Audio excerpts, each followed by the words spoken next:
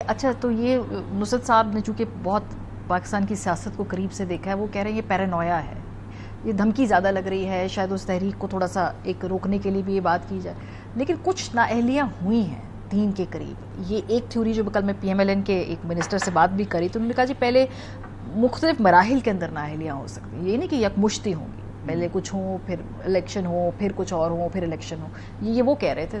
نہیں دیکھیں، جو نصرت صاحب کہہ رہے ہیں بالکل درست فرما رہے ہیں کہ اتنی بڑی پیمانے پہ اس طرح نااہل کرنا پھر یہ کس قطعاً قانونی عمل کی انتہا نہیں ہے. جب آپ نااہل بھی ہوتے ہیں سزا بھی ہوتی ہے، لیکن ایٹ دا سیم ٹائم آپ کو موجودہ حالات دیکھنے ہوں گے. ابھی جمشید دستی صاحب ہوئے ہیں نا نااہل، ان کی کیس ہی نہیں لگ رہا لاہور ہائی کورٹ میں. ابھی دیکھیں نا، ڈفرینٹ حالات کے اندر آپ کی جوڈیشری آپریٹ کر رہی ہے. پہلے تو یہ ہوتا تھا کہ 5-10 سال سے کم سزا ہے تو فوراً آپ کو ریلیف مل جاتا تھا. اب خان صاحب کا جو اپنا مقدمہ ہے وہ آلدو کے اسحاق ڈار صاحب کہتے ہیں ڈیو پروسیس کے مطابق چل رہا ہے، لیکن وہ بار بار اپلیکیشنز دیتے ہیں، ان کی وہ ڈیٹ ہی نہیں آتی. قاسم سوری صاحب کا کیس بھی نہیں لگا تھا، تو یہ اس کی مثالیں ہیں ہمارے پاس. وہ پھر پورے اس ٹیپری وہ دیکھیں نا، ٹھیک ہے بالکل مثالیں ہیں، لیکن ابھی جب ریلیف کسی نے لینا ہو، جب کوئی اس طرح کا کیس ہو تو ہائی کورٹس فوراً اس کو ریلیف دے دیتی ہیں، فوراً ہی اس معاملے کو وہاں پہ معطل کر دیا جاتا ہے، پھر وہ کیس چلتا رہتا ہے. لیکن جمشید دستی کی مثال ہمارے سامنے موجود ہے. اسی طرح اگر دیگر لوگ بھی ہوتے ہیں اور ان کا کیس اسی طرح ڈیلے ہوتا ہے اور نہیں لگتا تو پھر اس میں تھوڑے سے مسائل تو ان کو ہو سکتے ہیں.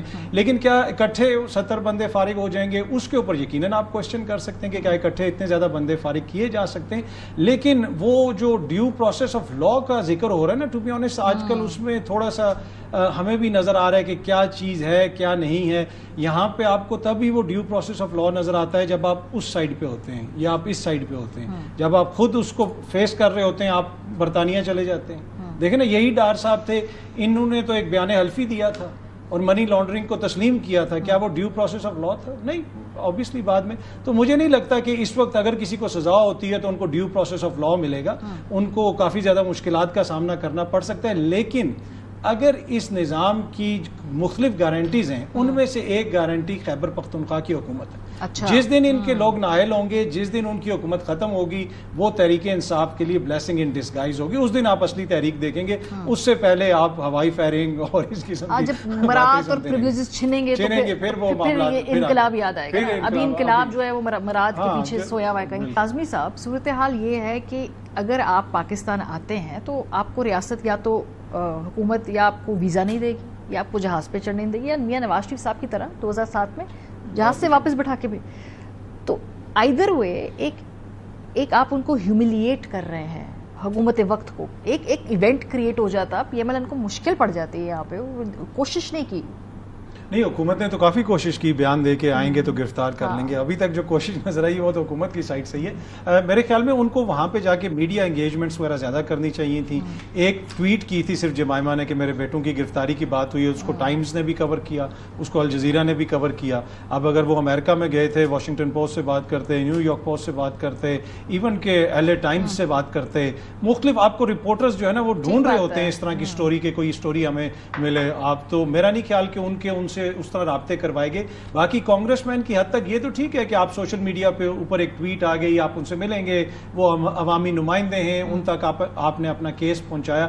لیکن اس میں ایک دوسری چیز یہ ہے کہ کیا وہ بندے اکٹھے کر دیں گے تھے؟ کیا وہ ادھر جو دیکھیں نا، اب ان کے جو فیملیز آئے ہیں، وہ ایک بات یہ بھی ہے نا کہ وہ جب ادھر آئیں گے تو ہو سکتا ہے کہ ان کے ساتھ کوئی ہو جس کے اندر جو بین الاقوامی جرنلسٹ ہیں ان کے بھی نام آ رہے ہیں. 2-3 جرنلسٹ ہیں جو فیملیز رائے نے بتائے، ابھی میں کوٹ نہیں کرنا چاہتا. ٹھیک ہے. اس کے علاوہ امریکہ کے کچھ پولیٹیشنز کے نام آ رہے ہیں. اس کے علاوہ برطانیہ کے کچھ پولیٹیشنز کے نام آ رہے ہیں. پھر یورپ کے بھی کچھ لوگ ہیں. ان کے جو نانا تھے ان بچوں کے، وہ آپ کو پتا ہے یورپی پارلیمنٹ کے فرانس کی طرف سے ممبر رہ چکے ہیں.